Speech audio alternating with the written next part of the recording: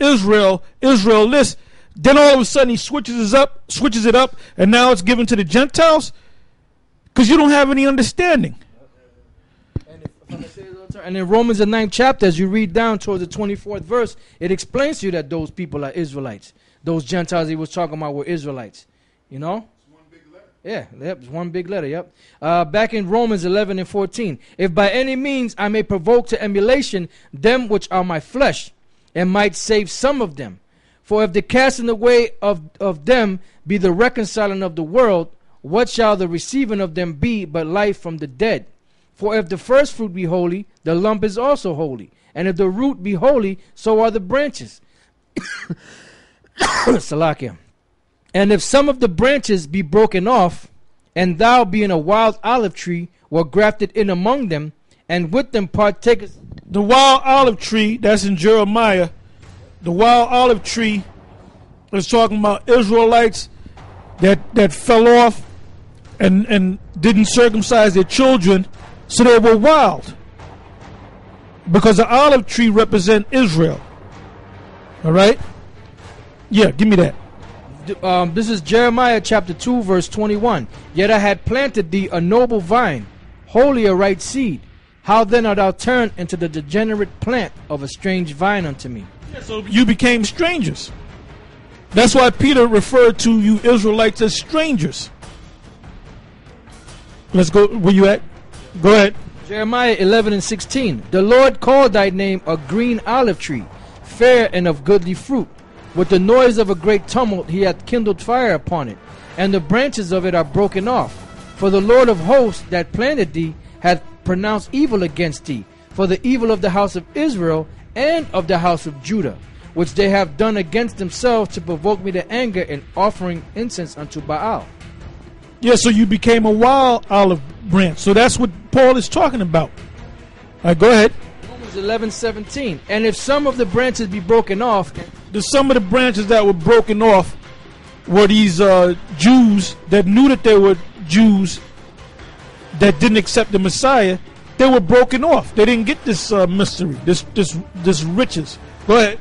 And thou, being a wild olive tree. These Israelites that the elder just read in the book of Jeremiah. Go ahead. Were grafted in among them, and with them partakers of the root and fatness of the olive tree. Why are they partakers of the root and fatness of the olive tree? Because they're originally a part of that tree. They're a part of the same stock. Go ahead. Boast not against the branches, but if thou boast, thou bearest not the root, but the root thee. Thou wilt say then, the branches were broken off that I might be grafted in. Well, because of unbelief they were broken off. And thou standest by faith. Be not high-minded, but fear. For if the Most High spared not the natural branches, take heed lest he also spare not thee. Behold, therefore, the goodness and severity of the Most High. On them which fell, severity, but toward thee, goodness, if thou continue in his goodness. Otherwise thou also shalt be cut off.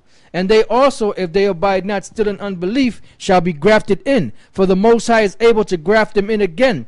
For if thou wert cut out of the olive tree, which is wild by nature, and were grafted contrary to nature into a good olive tree, how much more shall these, which be the natural branches, be grafted into their own olive tree? For natural branches, meaning they kept the laws, statutes, commandments, high holy days. That's why Paul said what he said in Colossians, the 2nd chapter, and the starting from the 16th verse. Let's go to that. Because when you had Israelites that were in a Gentile state of mind, you didn't say, okay, you accepted the fact that you're an Israelite, that your line goes back to Abraham, Isaac, and Jacob. Now you got to keep the laws, statutes, and commandments perfectly. You got to keep the Sabbath. You got to keep the high holy days. No, Paul didn't say that. He said, understand the Messiah right now. Understand this truth. And that's the first part of it. Go ahead. Colossians chapter 2 verse 16. Let no man therefore judge you in meat or in drink or in respect of an holy day. Because you Gentiles, case in point, Cornelius, he was the first of the Gentiles to be accepted in, and that opened the door for other Gentiles, meaning Israelite foreigners. So when you came in, Paul is saying, look, don't let them Jews tell you got to keep this perfectly, and you got to wear the fringes this way, and you got to keep the Passover. The Passover's coming up, and you got to get circumcised. No, don't worry about that right now. Just get the knowledge. And then as you get rooted and grounded, then you can start wearing the garments. You can keep the high holy days and so forth. It's a step-by-step process. Go ahead. It says, let no man therefore judge you in meat or in drink or in respect of an holy day or of the new moon or of the Sabbath days, which are a shadow of things to come. What do you mean when he said which are a shadow of things to come? In the kingdom, we're going to keep it perfectly. Go ahead. But the body is of Yahushai. Let no man beguile you of your reward in a voluntary humility and worshiping of angels, intruding into those things which he hath not seen, vainly puffed up by his fleshly mind. Yeah, because that worshiping of angels, that's not scriptural. And you got cats out there that do that. Praying to the name of the Lord, the Lord's Son, Yahushai, and the angels, Michael, Gabriel, Raphael. We're not supposed to be praying to the angels. Go ahead. All right, this is back in Romans 11 and 24. For if thou wert cut off of the olive tree, which is wild by nature, and were grafted contrary to nature into... Didn't the Lord get on Israel in the book of Jeremiah? How they became a wild olive branch and cast them in the fire? Broke off the branches and cast them in the fire? Go ahead. And were grafted contrary to nature into a good olive tree, how much more shall these, which be the natural branches, be grafted into their own olive tree? This is the same thing as the circumcision and the uncircumcision, but a different analogy. It says, for I would not, brethren, that you should be ignorant of this mystery. Right. A lot of you are ignorant of this mystery. That's why you got guys that are going around saying that Cornelius is an Edomite. Because you don't have the truth. Go ahead. It says, least you should be wise in your own conceits, that blindness in part has happened to Israel until the fullness of the Gentiles be come in. Until the fulfillment of the Gentiles, Israelite foreigners, all get this. So now, at this time, this day that we're in, this is the fulfillment of it, man. That's why you have Ephraimites, you have Issacharites, in the western camps in the Midwest. You have Gadites, you have Issacharites, you have Reubenites, as well as the Judites, Benjamites, and Levites.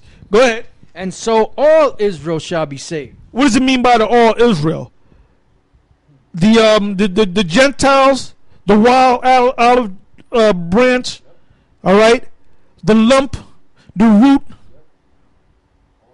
all together, all Israel going to be saved. Whether you knew that you were Israelites, your parents were Israelites, or whether you didn't know that you were Israelites and you went around thinking that you were Elamite or a Greek.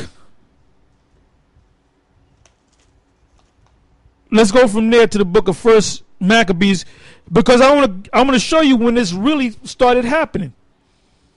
First Maccabees, the first chapter, the 11th verse to the 15th verse, and let's try to read through these quick. First Maccabees, the first chapter, the 11th verse to the 15th verse. First Maccabees chapter 1 verse 11. In those days went there out of Israel wicked men, who persuaded many, saying, let us go and make a covenant with the heathen that are round about us. That's where it began. So you had a lot of Israelites following them, and basically when they had children, they refused to circumcise their children. They refused to give their children